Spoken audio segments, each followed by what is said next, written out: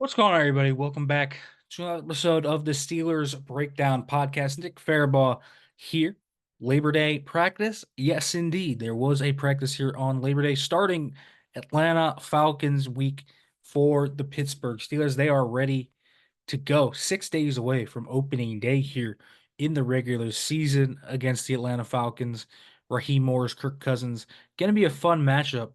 But today focused more probably on the Steelers than anything. Got to talk to a few guys, a few of the new guys like Ben Skowronek, guys like John Leglue, Brandon Johnson, other guys that are kind of new to the locker room. Also got to talk to guys like Jalen Warren, Cam Hayward, Miles Killebrew, and Spencer Anderson. So four team captains were named today: Russell Wilson, Cam Hayward, Miles Killebrew, and TJ Watt. No surprise about any of those guys. Those are probably the four everybody would have picked to be the captains. So at this point, those guys, they have a great veteran presence in the locker room. Guys have seen it, done it all. That's good to have, as always, a nice basic foundation for leadership, especially with the guy like Mike Tomlin, too, who has obviously been around for a very long time. So he has also seen just about all. So great foundation of leadership in the Steelers locker room. But let's talk about this left guard position. I think this is what I want to talk about mainly in this episode because Isaac Seumalo probably going to miss 2 or 3 games with this pec injury that he suffered last Wednesday, which is just an awful, awful blow to the Steelers.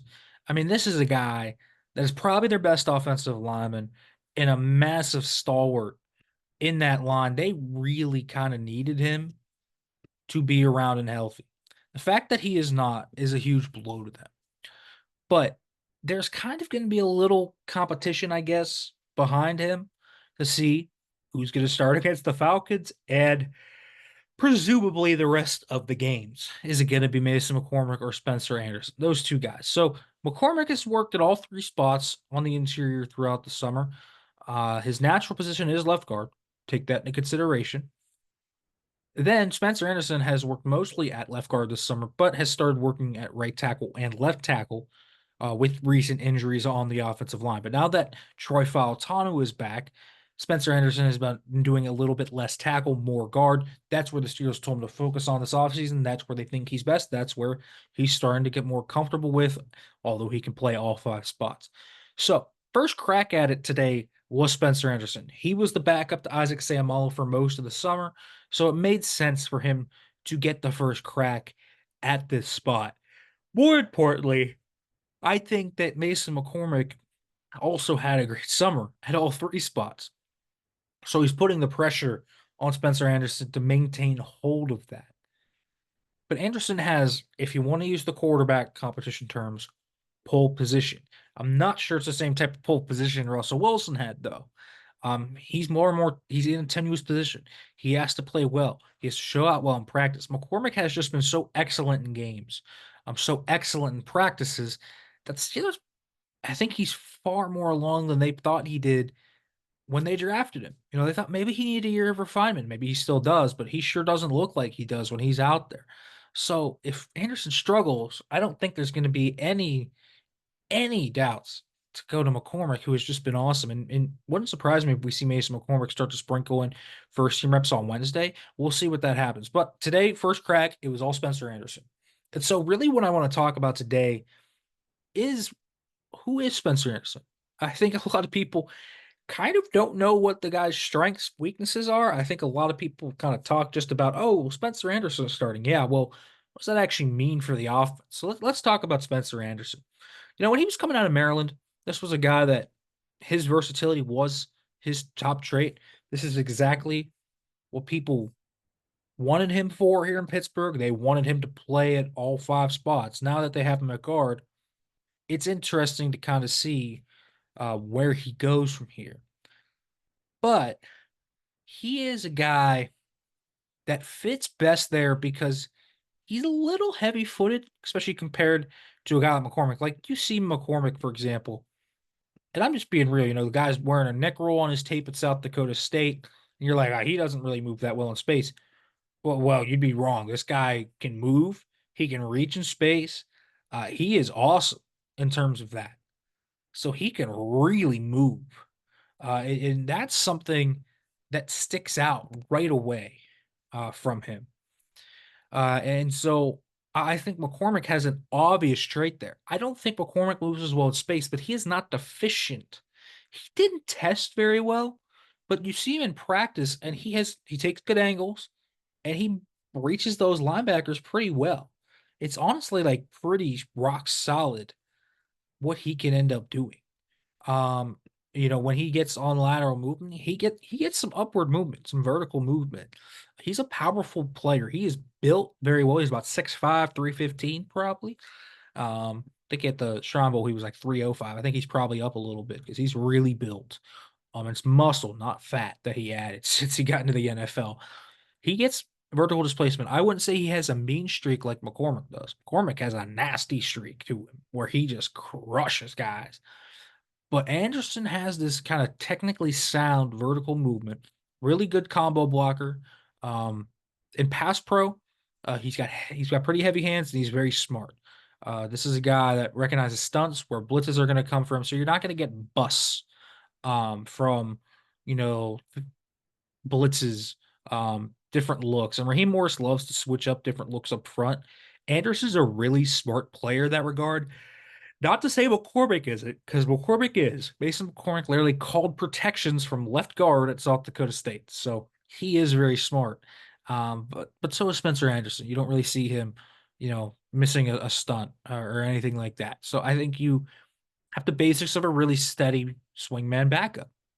I also think, when you get into issues is he plays with high pad level, so guys can pop underneath him and kind of push him back.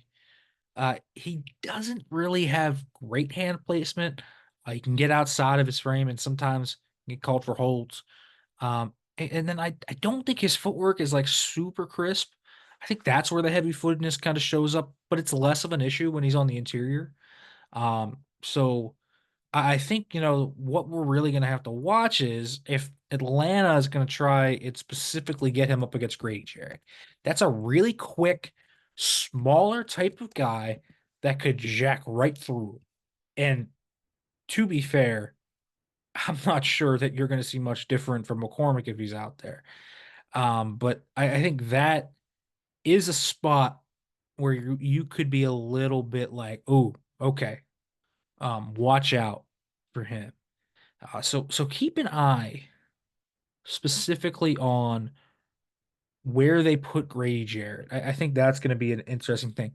If he has to face a guy like David Onyemata, who I like David Onyemata, or even Ruka, I think they're actually better stylistic matchups to face him specifically for guys that you would want him to go up against. Even Zach Harrison, who's a really strong player. He's not gonna be able to pop under him like Jarrett is gonna be able to pop under him. So that's gonna be something to watch. If he can hold up, I think the Steelers are gonna have chances against this Falcons front. I do. And it's a solid front for the Falcons, but I think they're gonna have chances.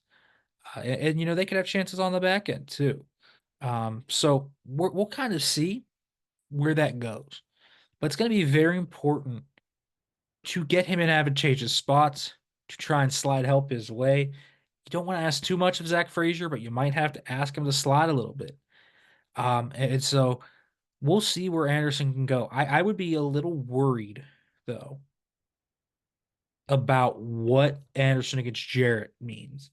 But that's kind of what Anderson is. He's a guy that's pretty strong, high floor, very versatile, very smart, and can get movement in the run game. In pass pro, if he can hold up and not kind of get popped back by those smaller, quicker guys, like guys like Keanu Benton can give him some trouble at times. And so, guys like Gray Jarrett are probably going to give him a little bit of trouble too. So if we'll see how much they try to attack that matchup in particular, you would love to see them put Jarrett up against Daniels, but these coaches coach, these players play. So you're probably going to see that matchup a little bit, and it would worry me a little bit. But I do think that Anderson had a really, really good summer, improved upon a lot of his technical deficiencies. I think the pad level that I was talking about used to be a lot worse, especially on his tape at Maryland. He is vastly improved on his play strength and he's vastly improved upon his pad level. So something to watch. I'm still not necessarily completely sure, who's 100% going to get the starting job. Right now, obviously, we saw McCormack be the starting left guard today. You probably the best bet's going to be on him.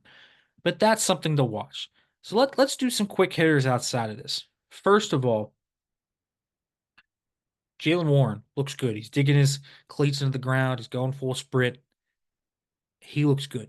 Uh, Honestly, to me, this is a guy that looks ready to play. I expect him to get his full work. He's even working on kickoffs, so I think he'll be fine. Roman Wilson, need to see his explosiveness pop up first. He's practicing. Not convinced he's going to be a big time contributor. Troy Fautanu, second team today. We'll see. He's moving well. I think if they're going to let him play with the first team, I wouldn't mind it. I think he could play. So we'll see. I think he will play actually, even if he's a backup. So I think he'll be active at least. So we'll see there. Outside of that, injuries, really nothing new. Sam Howell obviously didn't practice as well. So we'll kind of see where all of that goes. But this left guard position is going to be something to watch. Right now, Anderson kind of in pole position, and that's kind of the player he is. But he's had a really good summer, and he's taken leaps in his game. So credit to him for that. All right, everybody, make sure to like, comment, subscribe, turn on the notification bell if you are watching this on YouTube. If you're listening to this on another podcasting platform, make sure to leave a review for more. Thanks for listening, everybody. Be back tomorrow.